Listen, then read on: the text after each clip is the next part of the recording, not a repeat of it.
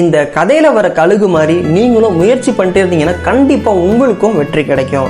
அப்படி அந்த கழுகு என்ன பண்ணுச்சு தெரிஞ்சுக்கணும், அந்த வீடியோ ஃபுல்லா பாருங்க. அதே மாதிரி சேனலை மறக்காம ஃபாலோ பண்ணிக்கோங்க. ஒரு வறட்சியான காடு, அந்த காட்டுல ஒரு கழுகு மட்டும் வாழ்ந்துட்டு வந்துச்சான். அந்த கழுகுக்கு டெய்லியுமே நம்ம உணவு தேடி போறதே பெரிய போராட்டமா இருந்துச்சான்.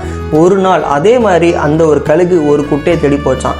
அந்த ஒரு குட்டையில ஒரே ஒரு மீன் மட்டும் இருந்துச்சான். அந்த மீனை பிடிச்சி இன்னைக்கு சாப்பிட்டுடலான்னு சொல்லிட்டு அந்த கழுகு அந்த குட்டையை நோக்கி போயிட்டு இருக்கு.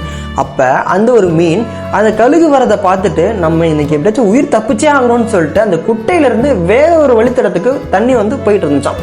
அந்த ஒரு தண்ணியில நம்ம போய் எஸ்கேப் ஆயிடலாம்னு சொல்லிட்டு அந்த ஒரு மீனும் போச்சான். அதே மாதிரி அந்த ஒரு கழுகும் அந்த ஒரு மீனை பின்தொடர்ந்து போய்கிட்டே இருந்துச்சான். இதே மாதிரி ஒரு சில நேரம் நடந்துட்டே இருக்கும்போது கடைசியா ஒரு கட்டத்துல அந்த ஒரு மீன் ஒரு மிகப்பெரிய ஏரியில போயிட்டு சேர்ந்துச்சான். அப்பதான் அந்த ஒரு கழுகுக்கு மிகப்பெரிய ஆச்சரியம் காத்திருந்துச்சான். இவ்வளோ நாள் நம்ம இங்கதான் இருக்கோமே, இங்க இவ்வளோ பெரிய ஏரி இருக்குன்னு சொல்லிட்டு நமக்கு தெரியவே இல்லையே அப்படின்னு சொல்லிட்டு யோசிச்சான்.